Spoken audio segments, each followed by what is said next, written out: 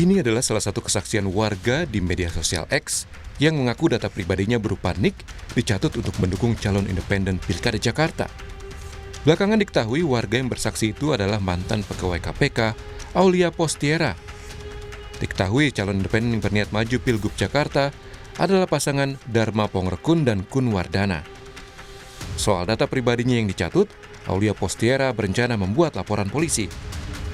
Ternyata nama saya juga NIK saya, data pribadi saya itu juga digunakan sebagai salah seorang pendukung bakal calon gubernur DKI Jakarta, yaitu pasangan Dharma Pongrekun dan Kun Wardana Abdaya. Nah, makanya karena saya merasa sangat dirugikan dengan kejadian ini, saya nge-tweet juga, saya juga memposting di akun X saya bahwa hal ini merupakan pelanggaran, yaitu pencurian data pribadi dan penyalahgunaan data pribadi milik saya.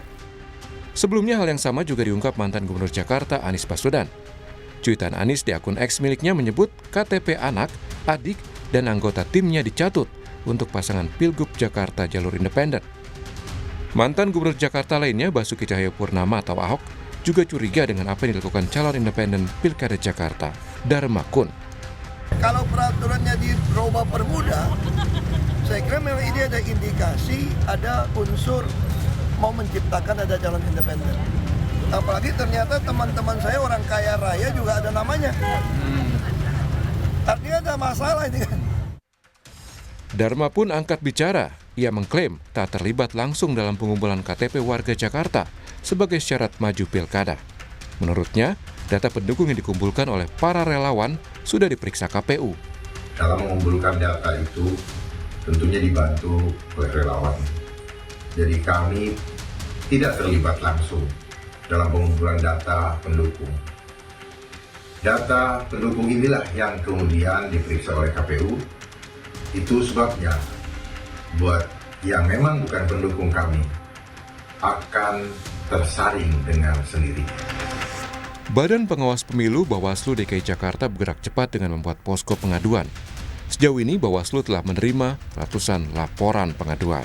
Punya tugas kepada masyarakat yang merasa dicatut namanya, silahkan mengadu atau melaporkan kepada Bawaslu Provinsi DKI Jakarta. Nanti kami akan tindak lanjuti. Pada Senin 19 Agustus ini, KPU dijadwalkan akan menggelar rapat pleno membahas status kelolosan Dharma Kun sebagai calon independen Pilkada Jakarta.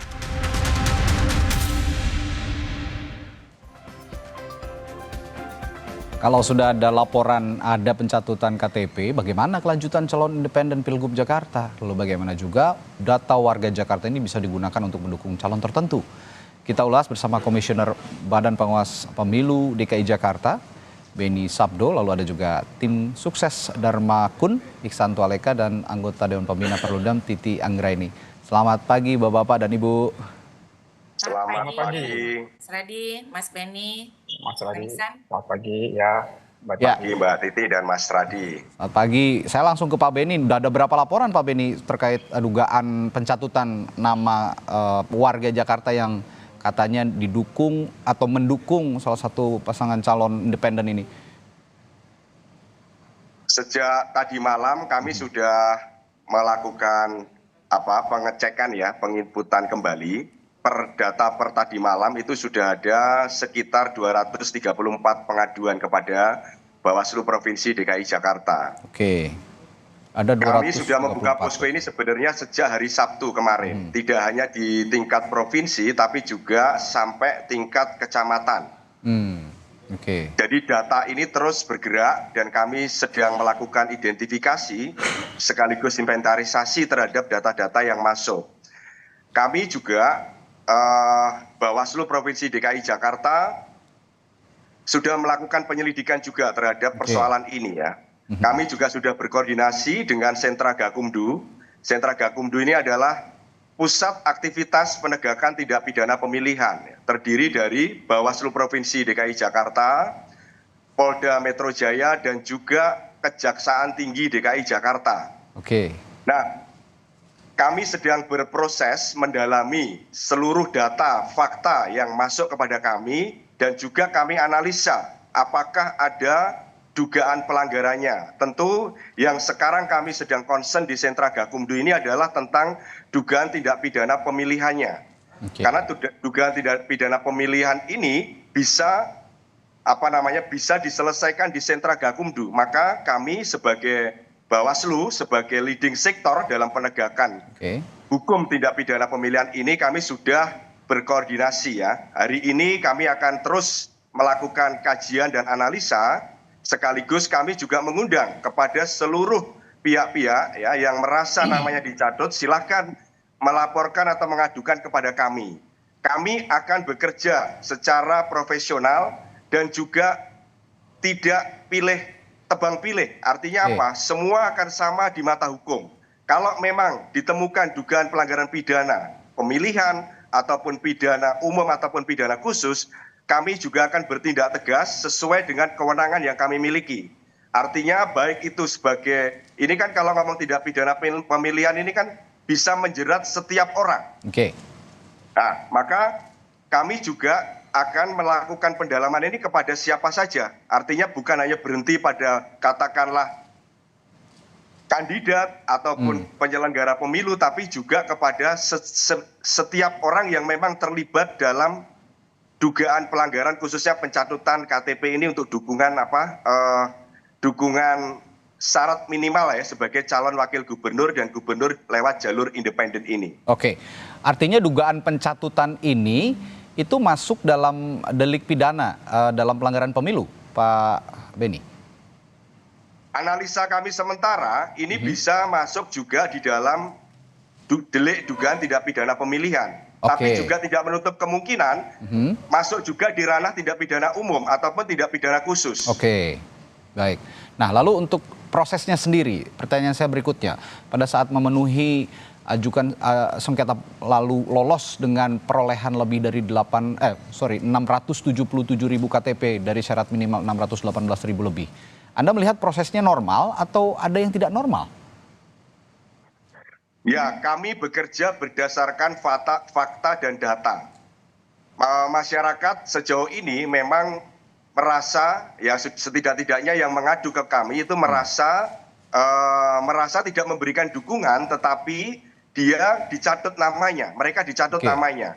Nah, tentu data-data ini sedang kami inventarisasi dan identifikasi. Nah, kami juga akan melakukan pleno pada hari ini ya di pimpinan untuk mensikapi hal ini yang nanti kami sampaikan kepada KPU.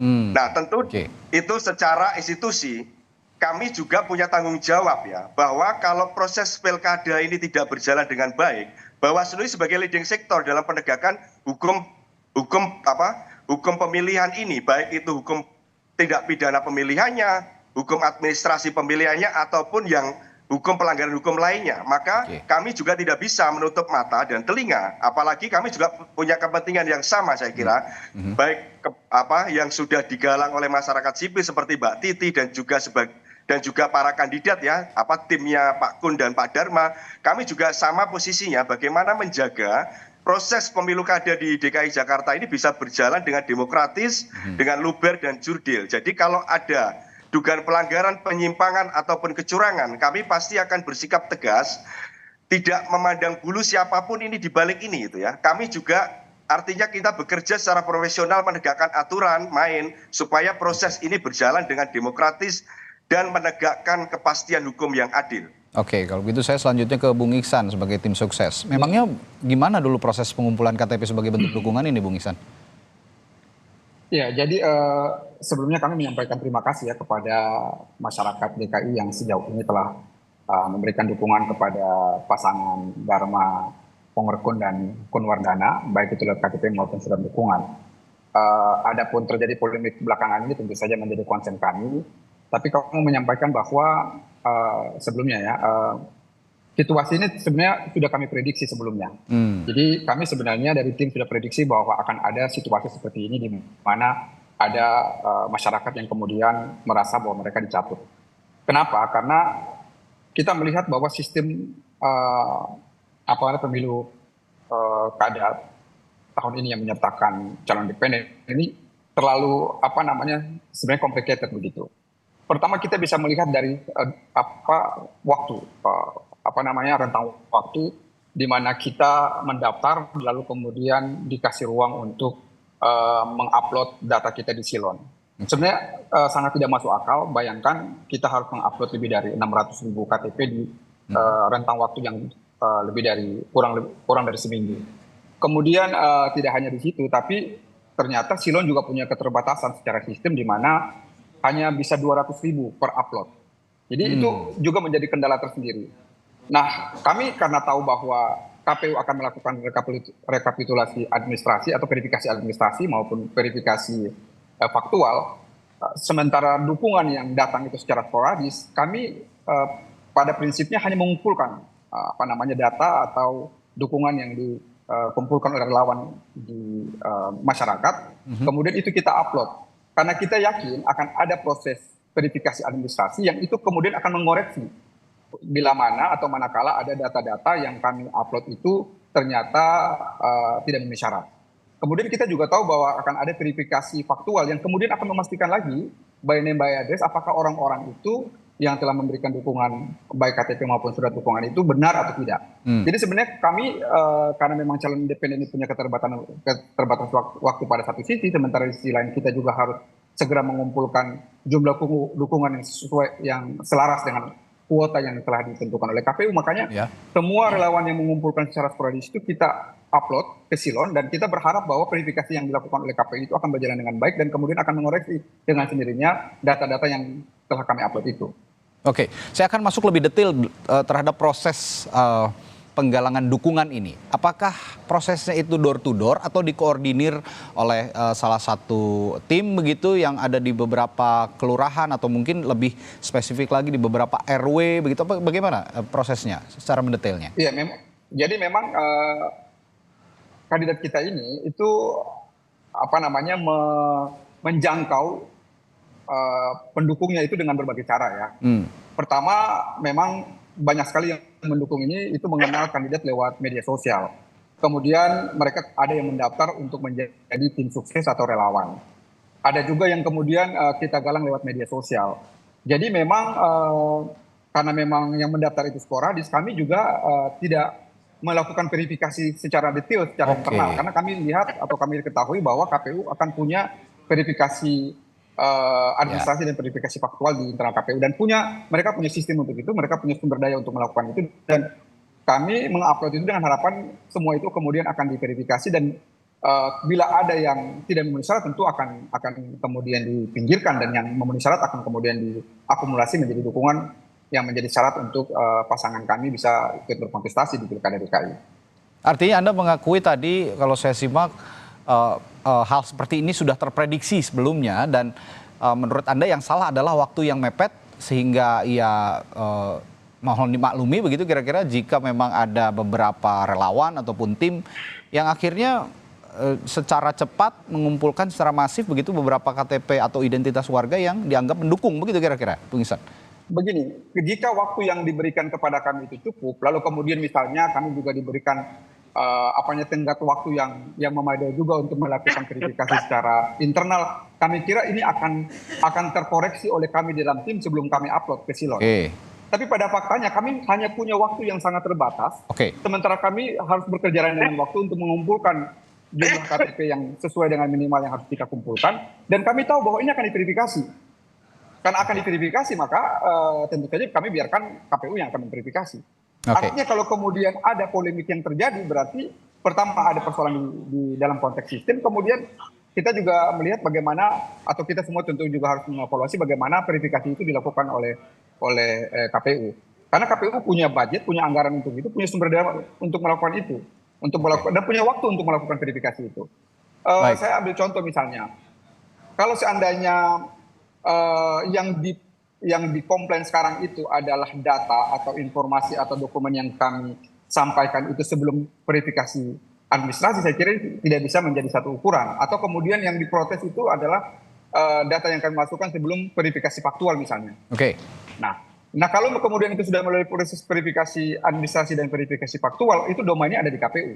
Kami kira KPU yang bisa menjawab bila mana atau ditemukan ada misalkan individu yang merasa nama mereka atau data mereka dicatut oleh tim pendukung kami.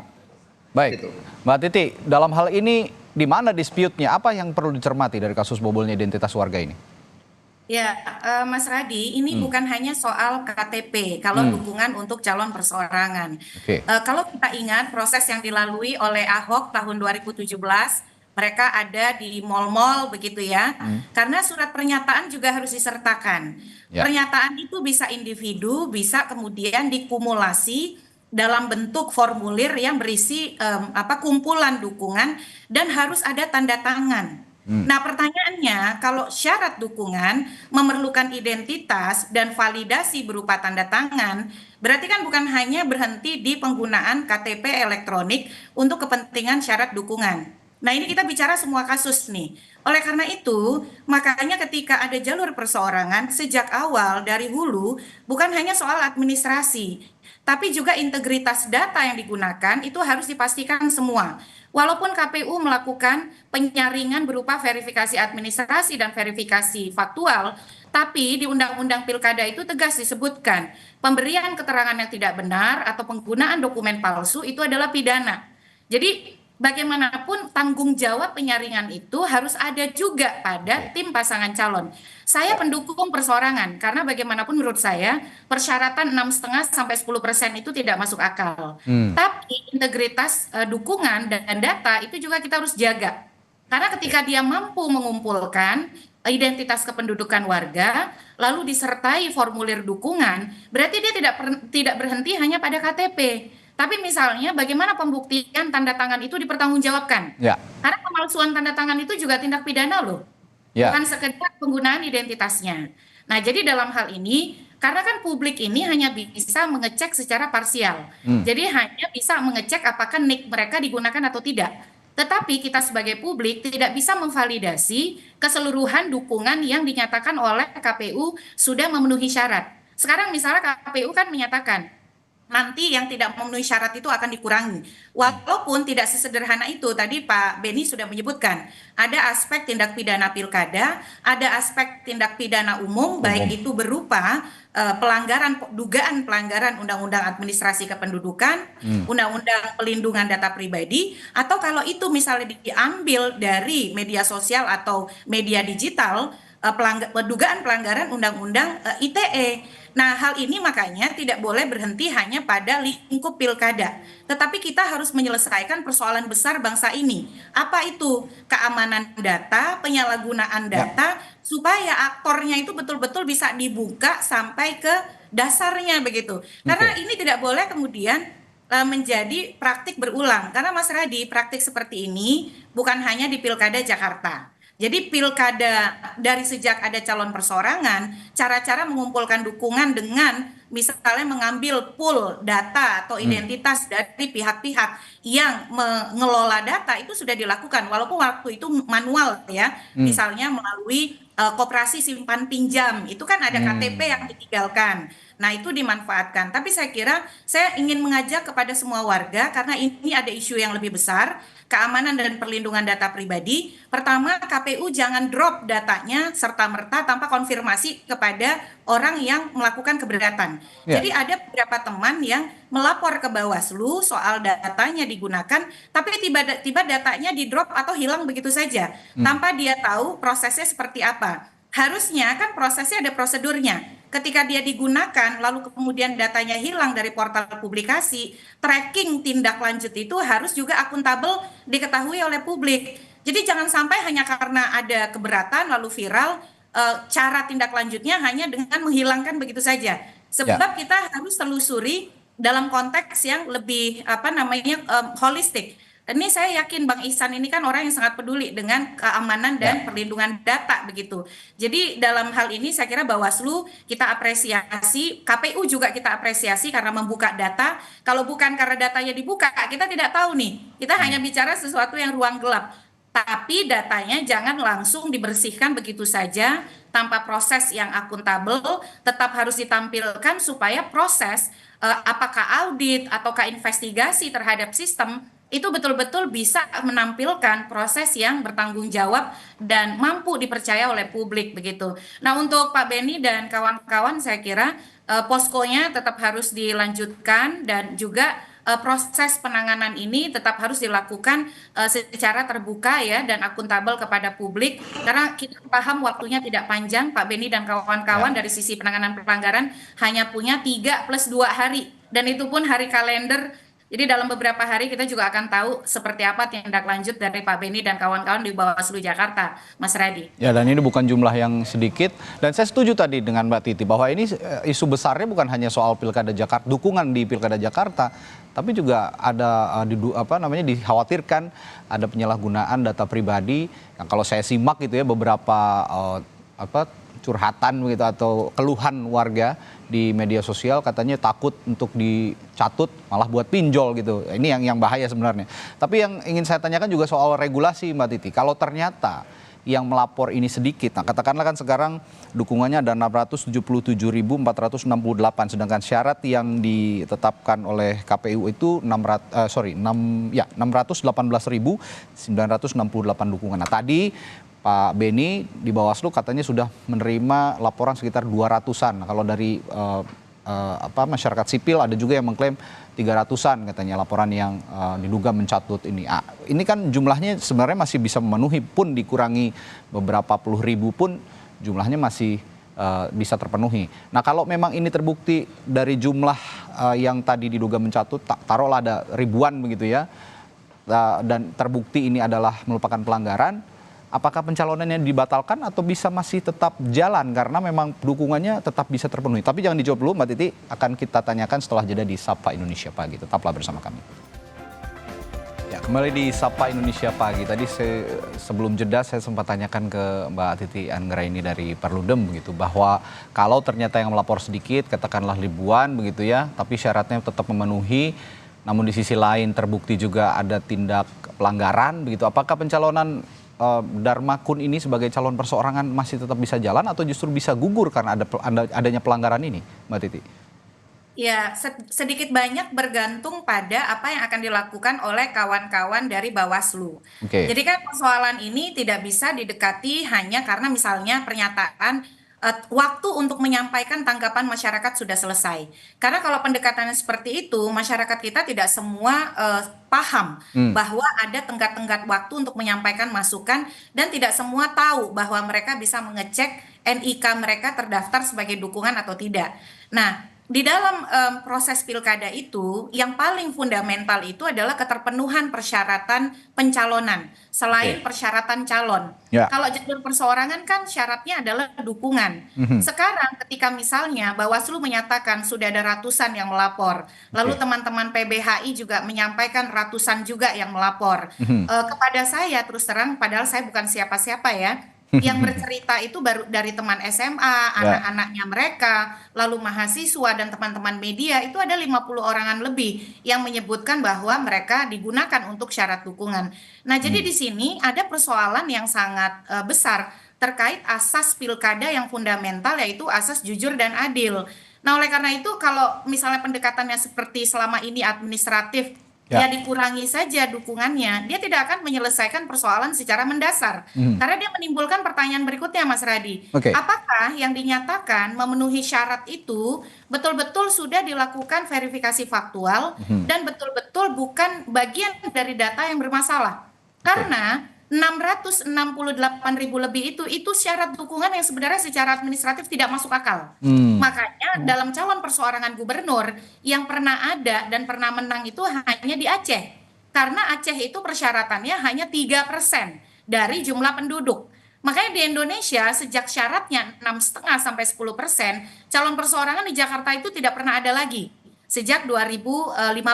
Karena syaratnya sangat besar dan bisa dikatakan hampir tidak mungkin begitu. Yang kedua menurut saya, demi integritas pilkada, ini yang bisa dibatalkan itu kalau kemudian dia terbukti si calon menjadi bagian dari pelaku atau kemudian ini kan masih dugaan ya, menjadi bagian proses pencatutan ini. Karena itu merupakan tindak pidana.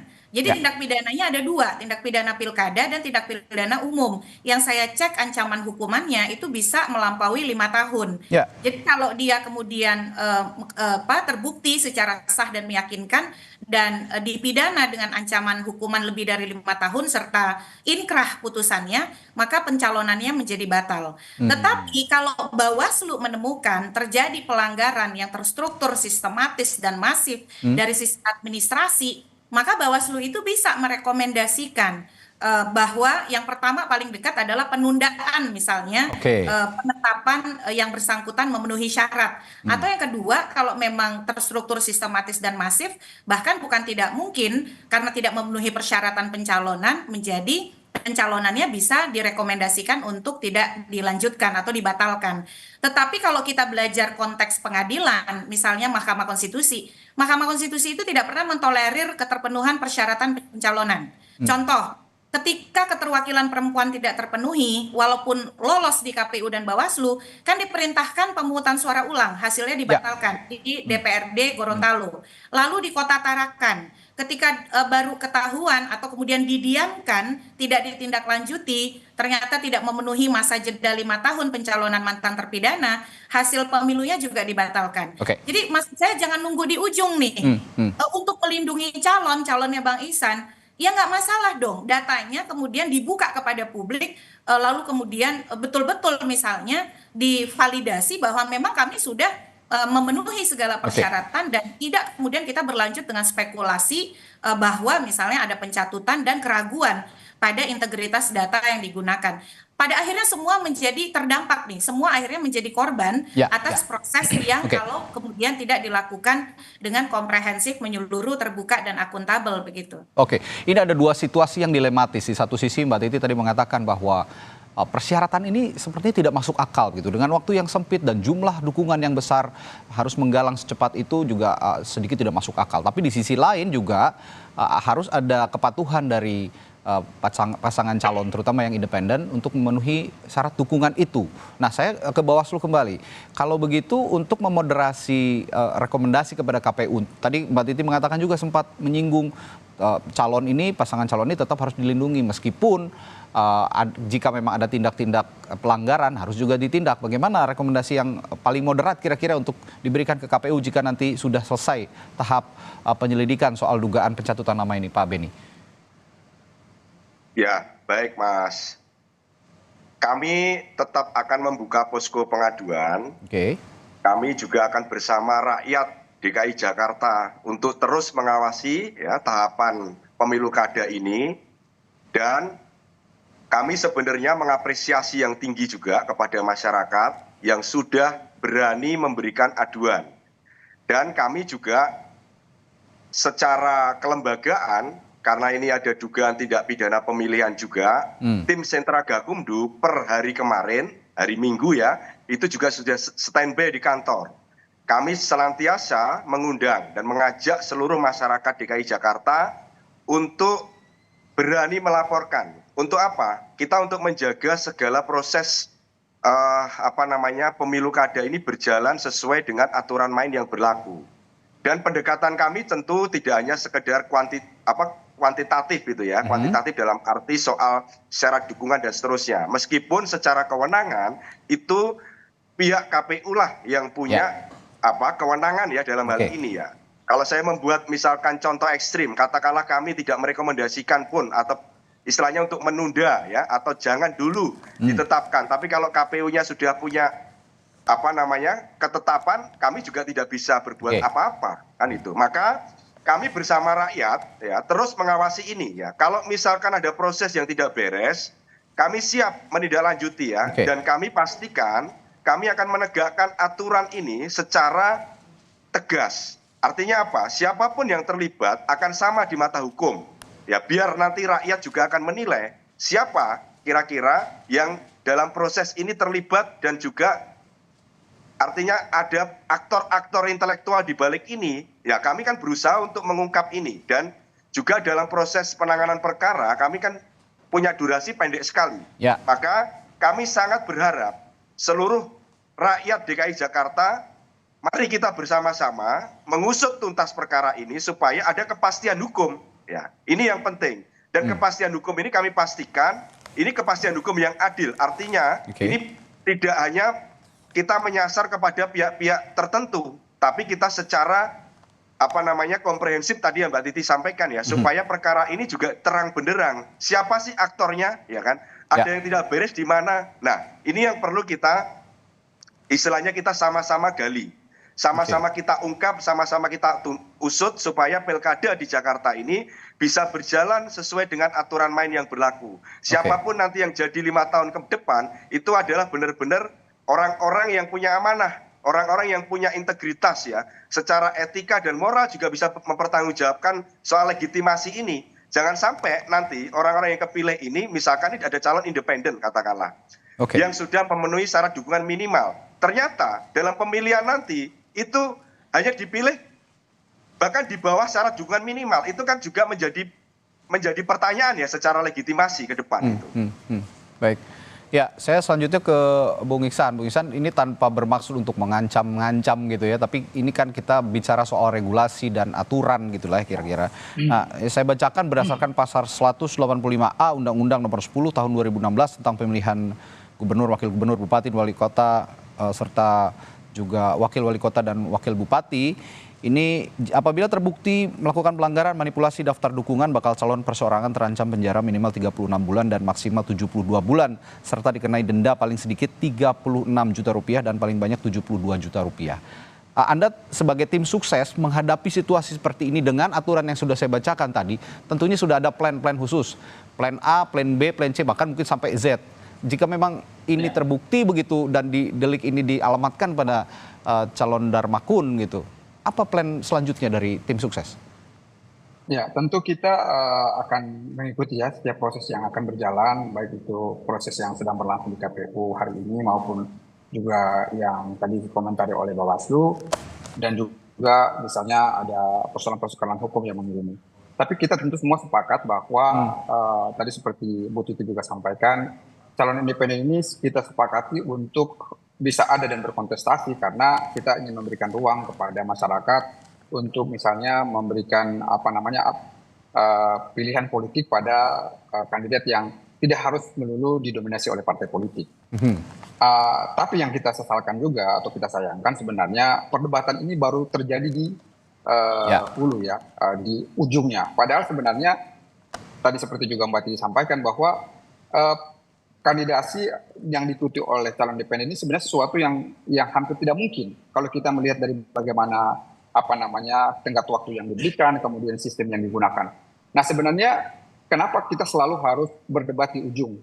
Kita kemudian ini tidak diantisipasi sejak awal. Misalkan ada simulasi jika harus ada dukungan sekian ratus ribu dengan tenggat waktu yang terbatas seperti ini, tentu akan ada banyak persoalan-persoalan yang mengemuka, salah satunya seperti yang kita diskusikan hari ini.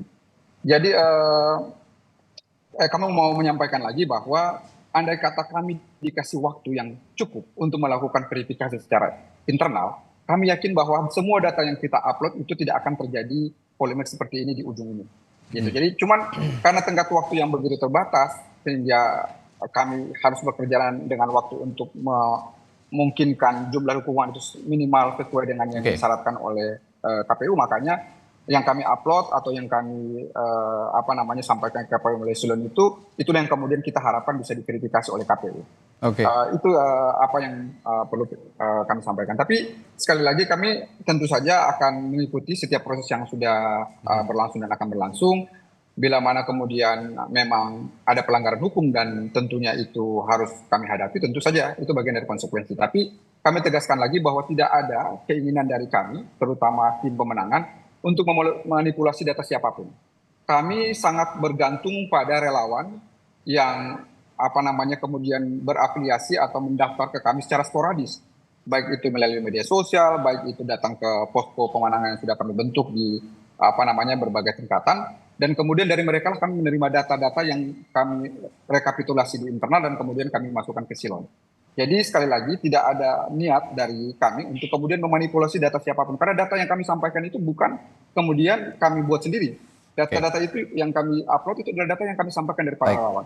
Kami sebenarnya, saya bilang di awal tadi sebelum kita diskusi, kami prediksi akan ada ini karena memang data yang kami himpun begitu banyak, bisa dibayangkan ya, dalam waktu yang sangat terbatas kami harus menghimpun lebih dari 619.000 dukungan.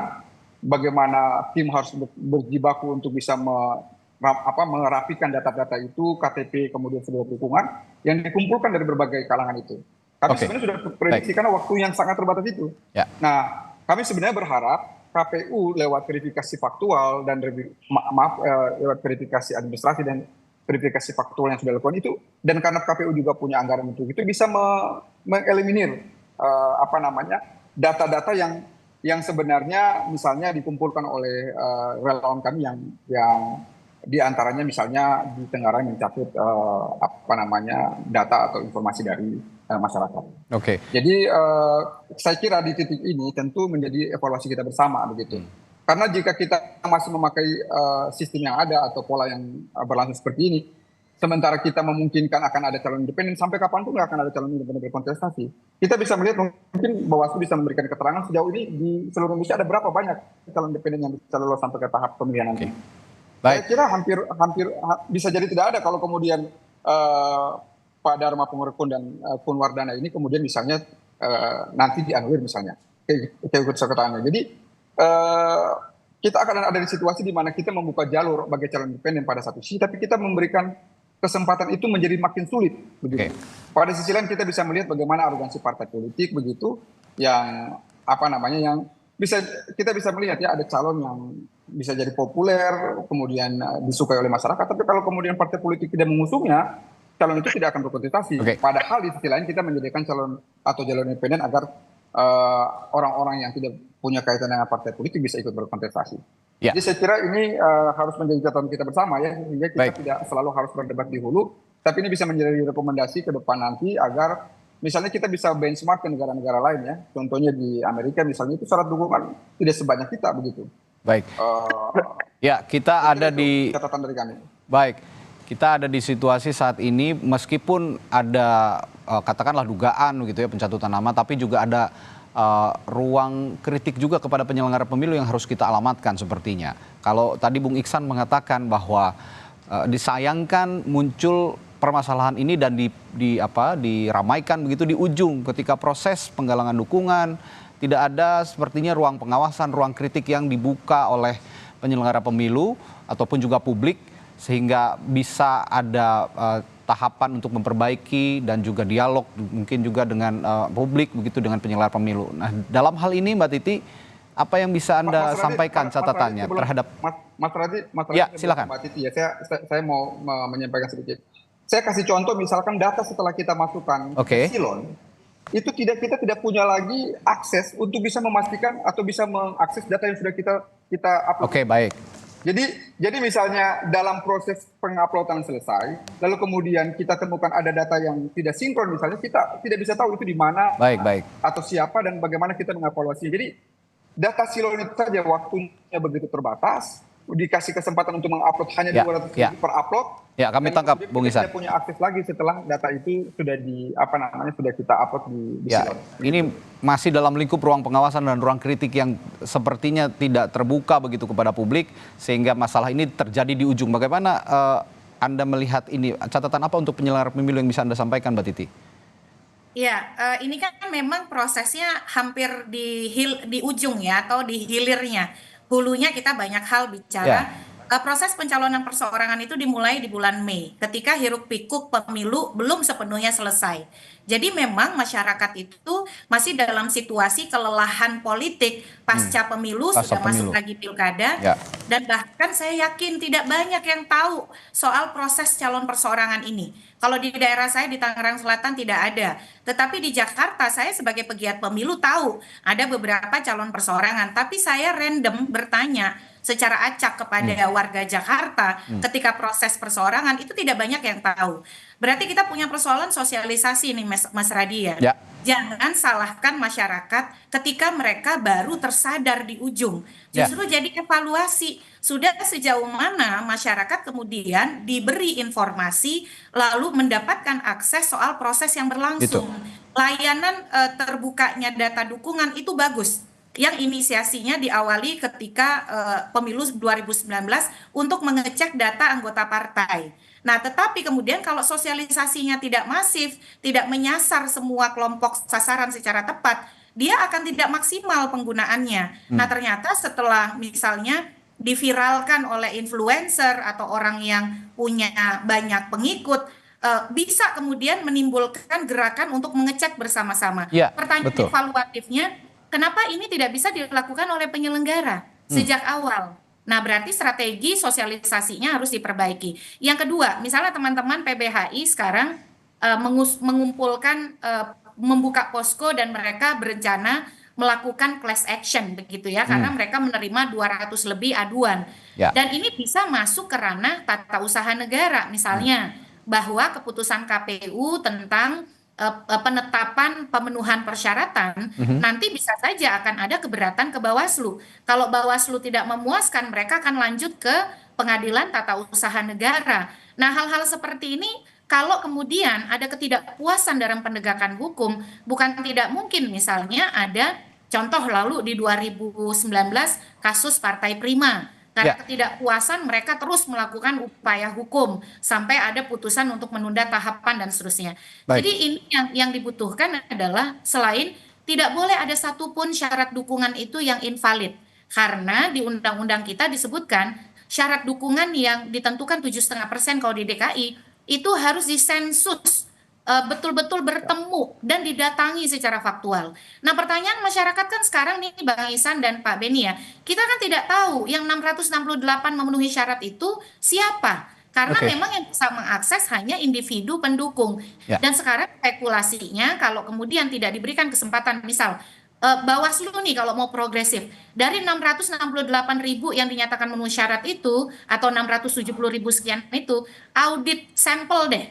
Faktual oleh Bawaslu, ambil berapa sampel. Kalau ada satu saja yang ternyata tidak memenuhi syarat, sebenarnya itu sudah menggugurkan pencalonan. Tapi lagi-lagi memang harus ada itikat baik dari semua, karena kita ingin bukan sekedar calon alternatif, tapi calon alternatif yang kredibel, yang melalui proses-proses yang juga bisa menjadi teladan bagi publik begitu. Ya, kita bicara ini bukan hanya saat ini saja, tapi untuk perbaikan pola proses demokrasi ke depan, khususnya untuk pengusungan calon perseorangan atau calon independen. Dan hari ini juga nanti kita nantikan KPU DKI Jakarta juga akan menggelar rapat pleno sepertinya untuk menentukan kelanjutan pencalonan bakal calon gubernur dan wakil gubernur jalur perseorangan di Pilgub Jakarta untuk pasangan Dharma Pongrekun dan Kun Wardana. Baik, terima kasih Komisioner Bawaslu DKI Jakarta Beni Sabdo, lalu tim sukses Dharma Kun, Bung Ihsan Tualeka, serta anggota Dewan Pembina Perludem Titi Anggraini telah bergabung pagi hari ini di Sapa Indonesia Pagi. Sehat selalu Bapak-Bapak dan Ibu, sampai jumpa lagi.